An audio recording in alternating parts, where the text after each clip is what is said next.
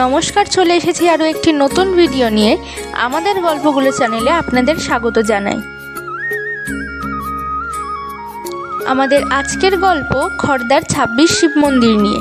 এই শিব মন্দিরগুলি তৈরি হওয়ার পেছনে এক আকর্ষণীয় ইতিহাস আছে, যা অনেকেই হয়তো জানেন বা অনেকেই হয়তো জানেন না। চলুন ঘুরে দেখা যাক শিব মন্দিরগুলি।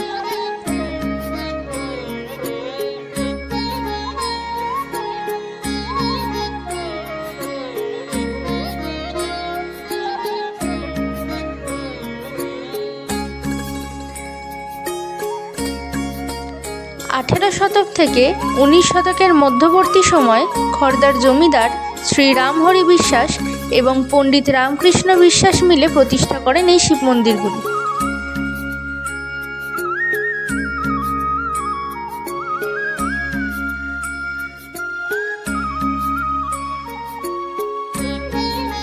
এই মন্দিরগুলির অন্যতম বৈশিষ্ট্য হল প্রত্যেকটি মন্দির আটচালা বিশিষ্ট এবং মন্দিরের কারুকার্যে ভারতীয় শিল্পকলা লক্ষণীয়।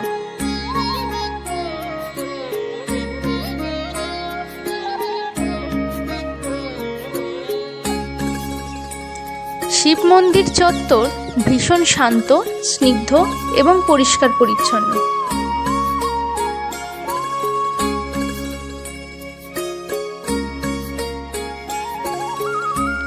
এখানে মোট ২৬টি শিব মন্দির আছে এবং প্রত্যেকটি মন্দিরের ভিত প্রায় ১.৫ মিটার উচ্চতা বিশিষ্ট।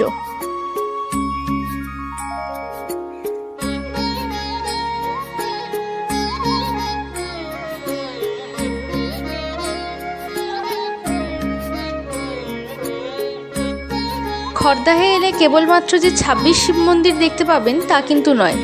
এছাড়াও রয়েছে শ্যামসুন্দর জিউ মন্দির, মা আনন্দময়ী আশ্রম এবং গিরিবালা মন্দির। গিরিবালা মন্দির নিয়েই এর আগেও একটি ভিডিও আমরা বানিয়েছি, সেটা আমাদের চ্যানেলেই আছে, কিন্তু বাকি দুটো জায়গা নিয়ে আমরা আসবো পরবর্তী ভিডিওতে।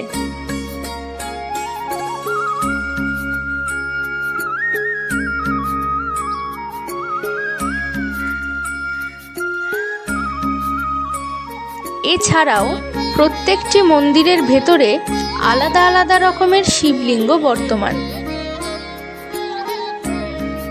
মোট মন্দির সংখ্যা ২৬টি, তার মধ্যে ২০টি মন্দির এই স্থানে লক্ষণীয় এবং বাকি ৬টি শিব মন্দির ঠিক এই মন্দিরগুলির পাশে গঙ্গার ধারে অবস্থিত।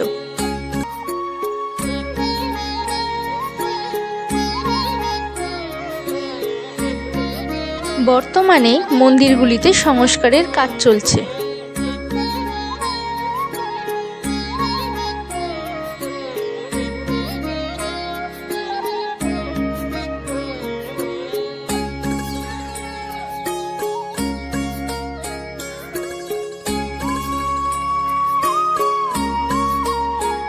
এই মন্দিরগুলিতে প্রতিষ্ঠিত শিবলিঙ্গগুলি প্রতিনিয়ত পূজিত হন।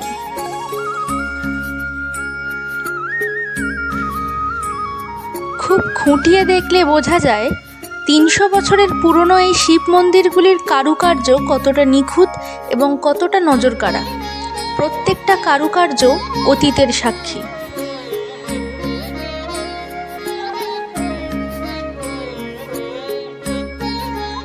এই হলো আলাদা সেই ৬টি শিব মন্দির।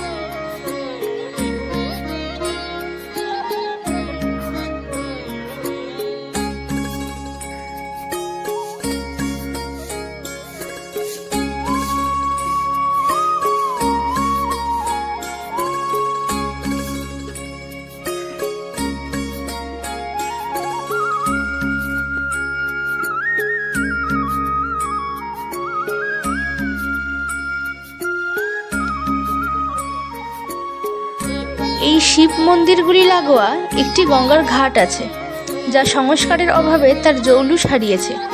বলা বাহুল্য, আমাদের আশেপাশে এমন অনেক ইতিহাস বর্তমান যা সংস্কারের অভাবে নতুনত্বের ভিড়ে চাপা পড়তে চলেছে।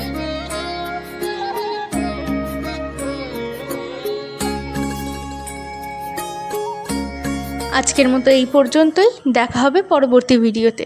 টাটা।